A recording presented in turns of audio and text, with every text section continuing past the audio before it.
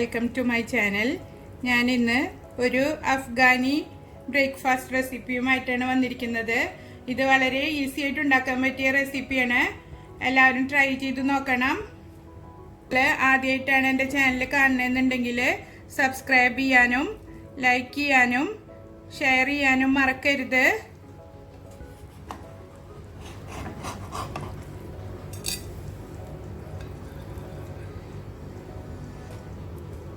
ഇതിനി എങ്ങനെ ഉണ്ടാക്കുന്നതെന്ന് നോക്കാം. ഓംലെറ്റ് ഉണ്ടാക്കാൻ വേണ്ടിയിട്ട് ഞാനൊരു പാൻ വെച്ചിട്ട് ചൂടാക്കി എടുത്തിട്ടുണ്ട്. അതിലേക്ക് ഒരു 1/4 കപ്പ് ഒലിവ് ഓയിൽ ഒഴിച്ചു കൊടുക്കാം. ഇത് ഞാൻ റെഡിയാക്കുന്നത് ഒലിവ് ഓയിലാണ്. നിങ്ങൾക്ക് ഒലിവ് ഓയിൽ ഇഷ്ടമില്ല എന്നുണ്ടെങ്കിൽ സാദാ ഓയിൽ ഉപയോഗിക്കാവുന്നതാണ്.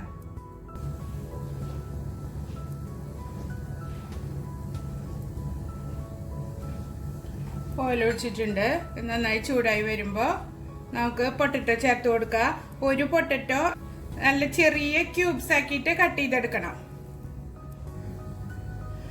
ഈ ഒരു സൈസിലാണ് ഞാൻ കട്ട് ചെയ്തെടുത്തിരിക്കുന്നത്. അതിലിട്ടിട്ട് വഴറ്റി വേവിച്ചെടുക്കാം.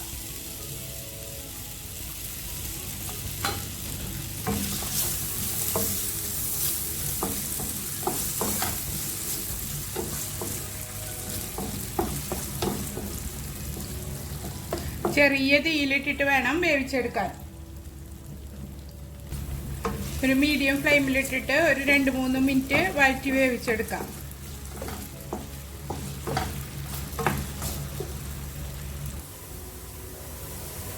പൊട്ടറ്റോ നന്നായി വാടി വന്നിട്ടുണ്ട്. അതിലേക്ക് നമുക്ക് ഒരു കപ്പ് ഒനിയന് ചെറിയ കഷ്ണങ്ങളാക്കിയിട്ട് കട്ട് ചെയ്തത് നമ്മൾ ഓംലെറ്റിലേക്കൊക്കെ കട്ട് ചെയ്യില്ലേ, അതേപോലെ കട്ട് ചെയ്തെടുക്കാം.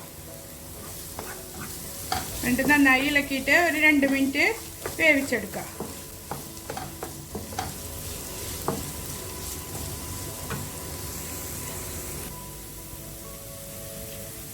ഇപ്പം ഞാനൊരു 2-3 മിനിറ്റ് ഇത് വഴറ്റിയിട്ടുണ്ട്. ഉള്ളിയൊക്കെ വാടി വന്നിട്ടുണ്ട്. അതിലേക്ക് 1 കപ്പ് ടൊമാറ്റോ കട്ട് ചെയ്തത് ചേർത്ത് കൊടുക്കുക.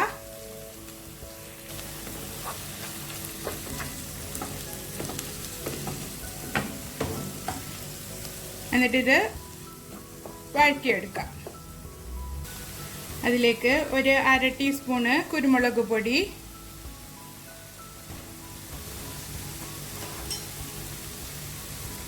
പാകത്തിന് ഉപ്പ് ചേർത്തിട്ട് നന്നായി ഇളക്കി കൊടുക്കുക. എന്നിട്ട് മൂടി വെച്ചിട്ട് വേവിച്ചെടുക്കാം.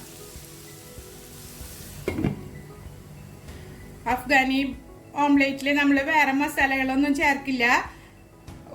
കുരുമുളക് പൊടിയും ഉപ്പും മാത്രമേ ചേർക്കുള്ളൂ. ഇനി നിങ്ങൾക്ക് വേണമെന്നുണ്ടെങ്കിൽ മസാലകൾ ചേർത്തിട്ട് ഉണ്ടാക്കാം. മൂടി വെച്ചൊരു 6-7 മിനിറ്റ് നമുക്കിത് ചെറിയ തീയിലിട്ടിട്ട് വേവിച്ചെടുക്കാം. ഇടയ്ക്ക് ഇളക്കി കൊടുക്കണം. നോൺ സ്റ്റിക്ക് ആകുമ്പോൾ അടി പിടിക്കുന്നുള്ള ടെൻഷൻ വേണ്ട. പക്ഷെ വേറെ പാത്രത്തിലാണ് ചെയ്യണമെന്നുണ്ടെങ്കിൽ ഇടയ്ക്കിടയ്ക്ക് ഇളക്കി കൊടുക്കണം.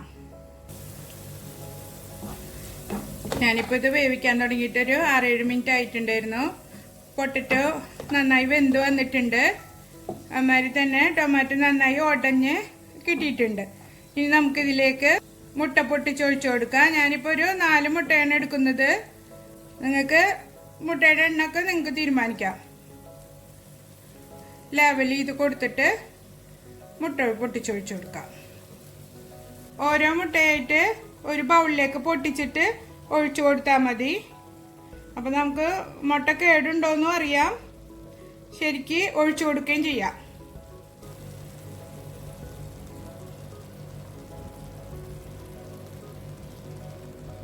നാല് മുട്ടയും ഒഴിച്ചു കൊടുത്തിട്ടുണ്ട്.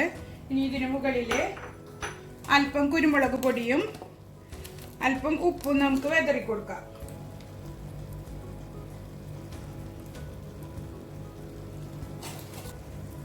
അല്പം മല്ലിയില ചെറുതാക്കി കട്ട് ചെയ്തിട്ട് അതും ഇട്ട് കൊടുക്കുക.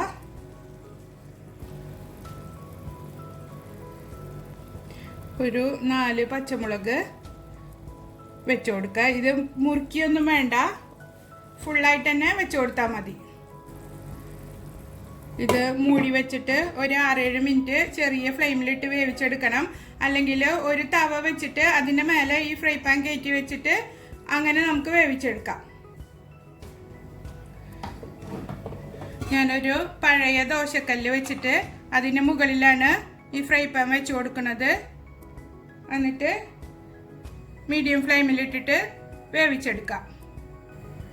നല്ല സിമ്മിലിട്ടിട്ട് വേവിച്ചെടുക്കാൻ പറ്റുമെന്നുണ്ടെങ്കിൽ അങ്ങനെ ചെയ്താലും മതി. അതല്ലെങ്കിൽ ടിന്നിന്റെ മൂടിയോ അതുപോലെ എന്തെങ്കിലും വെച്ചു കൊടുത്താൽ മതി. ഇനി ഒരു 7 മിനിറ്റ് നമുക്കിത് വേവിച്ചെടുക്കാം. അങ്ങനെ നമ്മുടെ ഓംലേറ്റ് റെഡി ആയിട്ടുണ്ട്. ഇതിന്റെ വേവൊക്കെ നിങ്ങൾക്ക് തീരുമാനിക്കാവുന്നതാണ്. നന്നായി വേവണമെന്നുണ്ടെങ്കിൽ കുറച്ച് നേരം കൂടി വേവിച്ചെടുക്കുക. അതല്ല ഹാഫ് ബോയിൽ ആയാൽ മതി വെച്ചാല് കുറച്ച് നേരം മുന്നേ തന്നെ തീ നിർത്തി കൊടുക്കണം. എല്ലാവരും ട്രൈ ചെയ്ത് നോക്കണം. വളരെ ഈസി ആയിട്ട് ഉണ്ടാക്കാൻ പറ്റിയ റെസിപ്പിയാണ്. അടുത്തൊരു വീഡിയോയുമായി വീണ്ടും കാണാം.